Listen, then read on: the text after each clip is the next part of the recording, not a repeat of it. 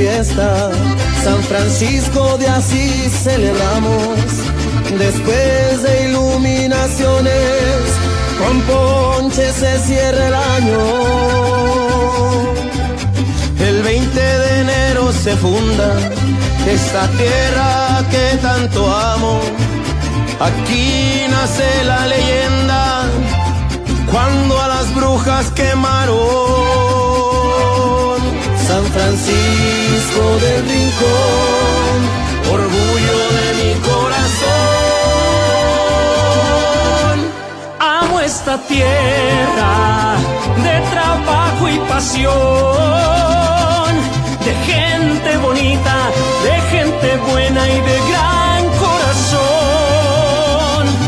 Cuando el sol brilla, ilumina y bendice a familia y amigos que han construido San Francisco del Rincón.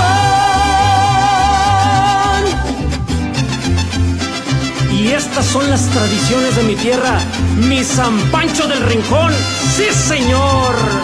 Y a San Francisco del Rincón, ni sabes. He crecido en este pueblo, todo me dice San Pancho, entre sombrero y zapato. Brujo soy, aquí se respira esperanza, aquí tenemos pasión, aquí somos valientes, aquí la vida se vale vivir.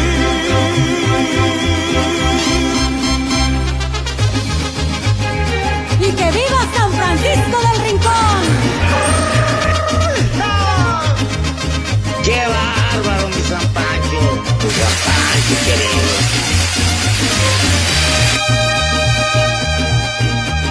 Quiero cantarle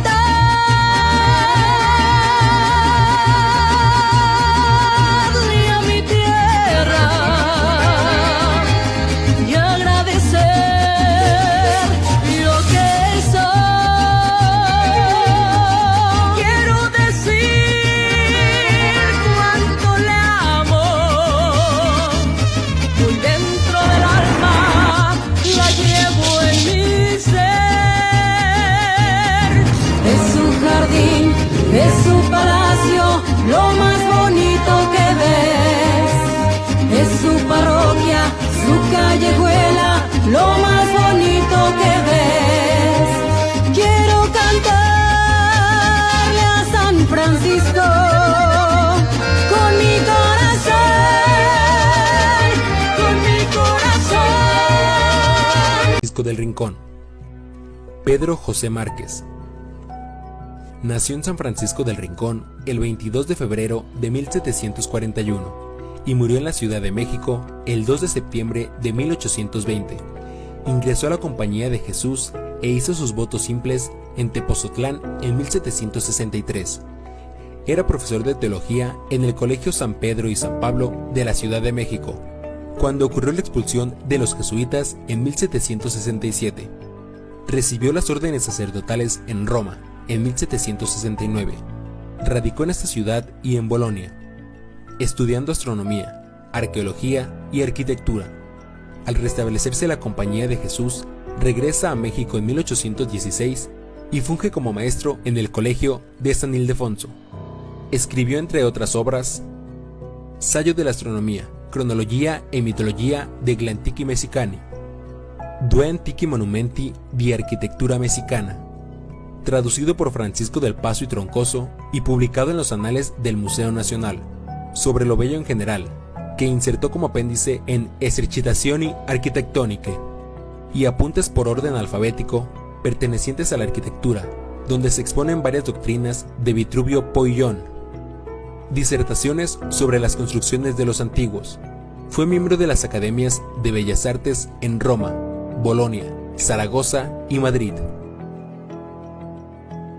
Atanasio Guerrero, político y benefactor franco-rinconés. Ocupó el cargo del alcalde único constitucional por primera vez en 1838, siendo reelecto posteriormente en varias ocasiones. El 26 de octubre de 1841 se adhiere a las bases de Tacubaya. Fue un hombre visionario, pues propuso la exención de impuestos al comercio para activar este giro, razón por la cual es reprendido por las autoridades leonesas, provocando la renuncia de este a su cargo.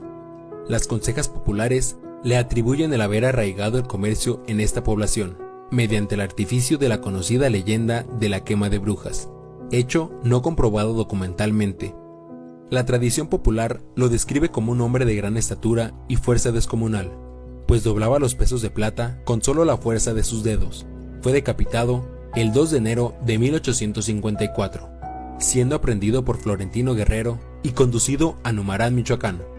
La leyenda lo sitúa peleando contra los franceses, a los cuales lanceaba con suma facilidad, cosa inverosímil por lo anacrónico de estos sucesos. Tomás Padilla, oriundo de la hacienda de San Isidro, obtuvo en León el título de farmacéutico a nivel de suficiencia. En 1874 se avecina en San Francisco del Rincón. Ha sido el gobernante más popular que ha tenido nuestra ciudad. Fue jefe político durante casi 2 décadas, de 1874 a 1880 y de 1893 a 1908, aunque en estos lapsos figuran varios jefes políticos interinos. Entre las mejoras más importantes que a él se le deben, destacan la construcción del Palacio Municipal, la introducción del teléfono y la luz eléctrica, el mercado Porfirio Díaz y la construcción del ramal urbano de tranvías que unió a esta ciudad con el Ferrocarril Central Mexicano en 1897. Victoriano Rodríguez nació el 11 de diciembre de 1876 en esta ciudad, hijo de Macario Rodríguez y Paula Muñoz. Estudió la primaria en la Escuela de la Conferencia y posteriormente pasó al Colegio del Divino Salvador, donde tuvo como condiscípulos a los poetas franco-rinconeses José Muñoz Ferro y Julio Orozco Muñoz. Interrumpió sus estudios e ingresó de lleno al periodismo. El 1 de agosto de 1904 funda su primer periódico, El Industrial, del que se publicaron pocos números. Colaboró también en La Provincia, El Obrero de León, El Observador de Guanajuato. Dirigió además los periódicos locales El Gallito y El Mosquito. Utilizó los seudónimos de Fray Gerundio y Vizconde Leroy. Victoriano Rodríguez es el personaje más representativo de San Francisco del Rincón de principios de este siglo. Su valor más nítido, su intelectual más distinguido, su poeta más fluido y espontáneo. Era un crítico sistemático contra el gobierno dictatorial de Porfirio Díaz. Victoriano siempre fue amigo de los obreros tejedores de palma y de los campesinos tributarios de las tiendas de raya. Victoriano Rodríguez, como auténtico precursor de la revolución, sufrió privaciones, encarcelamientos, arbitrariedades y en carne propia recibió los golpes de los esbirros de la dictadura. Se dedicó a actividades tan disímbolas como las de dibujante, retratista, calígrafo y agrimensor. Su obra poética y en prosa permanece dispersa en la hemerografía regional, y solo una parte se encuentra compilada en la biografía que de él hizo el doctor Pascual Aceves Barajas. Victoriano Rodríguez murió el 6 de febrero de 1916. Francisco Orozco Muñoz nació en San Francisco del Rincón el 3 de octubre de 1884 y murió en la Ciudad de México el 8 de marzo de 1950. Estudió medicina en Lieja, Bélgica. Contrajo matrimonio en Bruselas el 31 de enero de 1921 con Esther Dolly van der Wee. Fue diputado por su ciudad natal en la 28ª legislatura, en los últimos años del gobierno carrancista. Fue secretario de las legaciones diplomáticas de México en Bruselas, Berna y Madrid. Hacia 1937 volvió a su patria, desempeñando el cargo de jefe de publicaciones del Museo Nacional y posteriormente ocupó la secretaría del Colegio Nacional. Dirigió la Escuela Nacional de Bibliotecarios y Archivistas y fue jefe del Departamento de Bibliotecas de la Secretaría de Educación. En su ciudad natal y en Purísima rescató la obra del pintor Hermenegildo Bustos.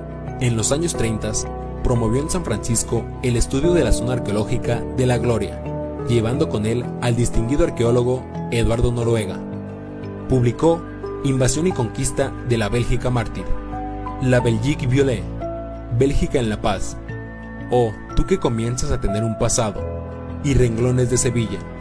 Fue vicepresidente del Seminario de Cultura Mexicana y entre otras distinciones recibió las Palmas Académicas de Francia. Dejó inédito su estudio sobre San Miguel. Es el barrio más antiguo de San Francisco del Rincón, aunque no más que el centro de la ciudad.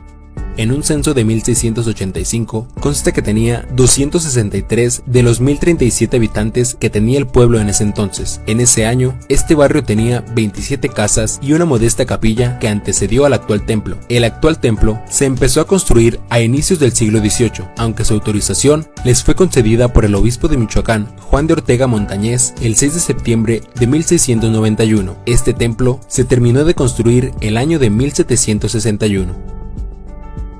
Barrio de la Cebolleta.